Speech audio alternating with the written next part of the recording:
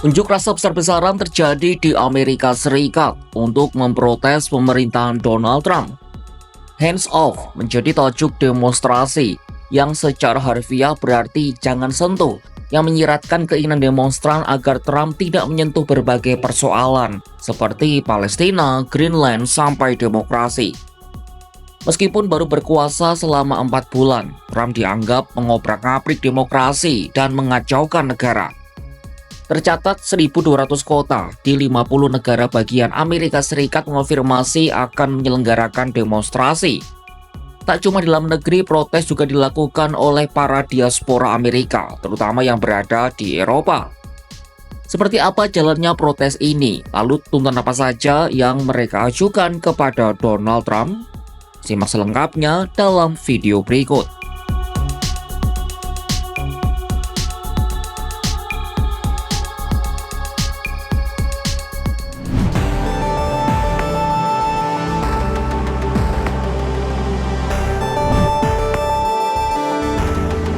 Aksi protes hands off dimulai pada Sabtu 5 April 2025 waktu setempat.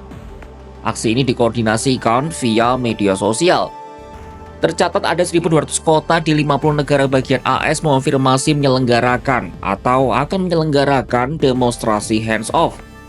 Sejauh ini aksi sudah dilakukan di kota-kota besar, diantaranya ibu kota Washington DC, New York, Chicago, Los Angeles, dan Salt Lake City. Ada juga aksi massa di Jupiter, tempat Trump sedang bermain golf. Tak cuma di dalam negeri, aksi protes juga terjadi di sejumlah kota di Eropa.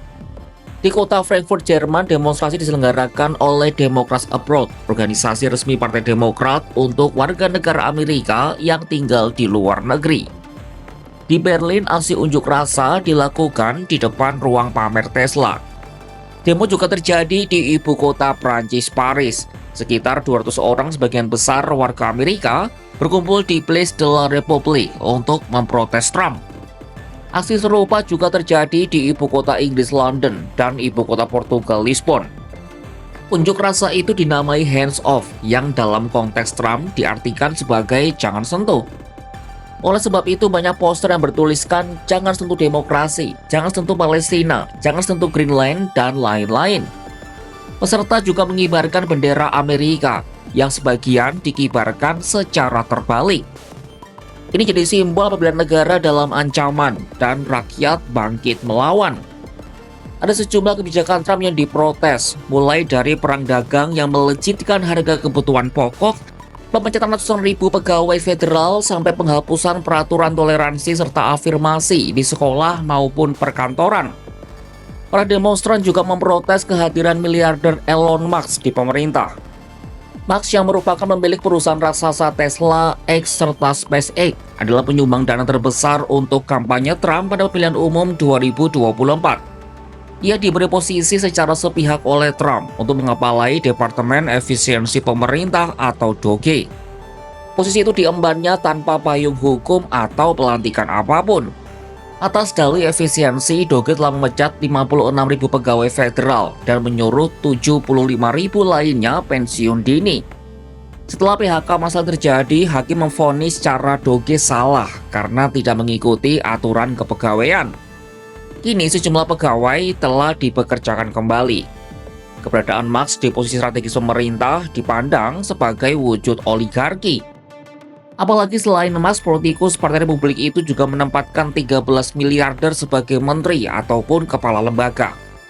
Tak cuma secara politik, pegiat hak asasi manusia Kelly Robinson juga menyebut Presiden AS itu menyerang rakyat secara pribadi.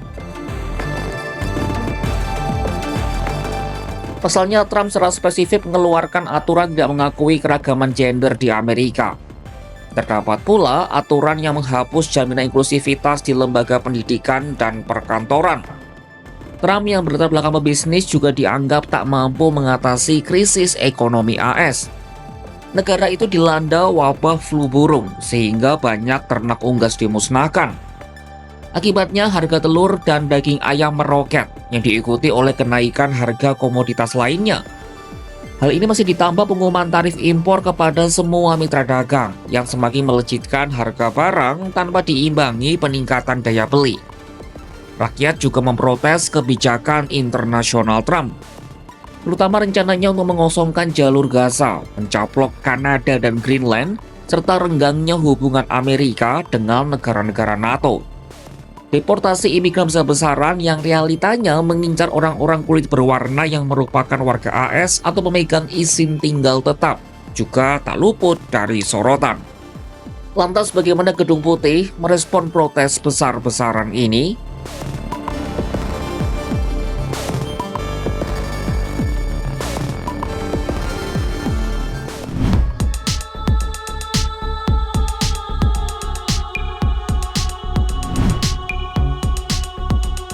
Masyarakat Amerika berharap agar Donald Trump turun menemui masa aksi dan bukannya malah bermain golf.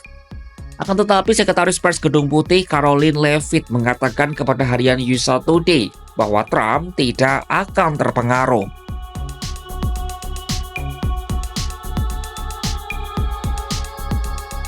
Namun kritik mulai bermunculan dari sejumlah politikus Partai Republik, partainya sendiri. Salah satunya adalah Senator Rand Paul dari Kentucky. Bersama dengan 3 senator Partai Republik, Mitch McConnell, Susan Collins, dan Lisa Murkowski, mereka mengkritik tarif. Sementara popularitas Donald Trump juga terus menurun. Sebuah jajak pendapat Reuters Ipsos pada akhir Maret 2025 menunjukkan kepopuleran Trump turun dari 47% pada Januari menjadi 43%. Sementara jajak pendapat Harvard Caps Harris menunjukkan penurunan dari 52% pada Februari menjadi 49% pada bulan Maret 2025.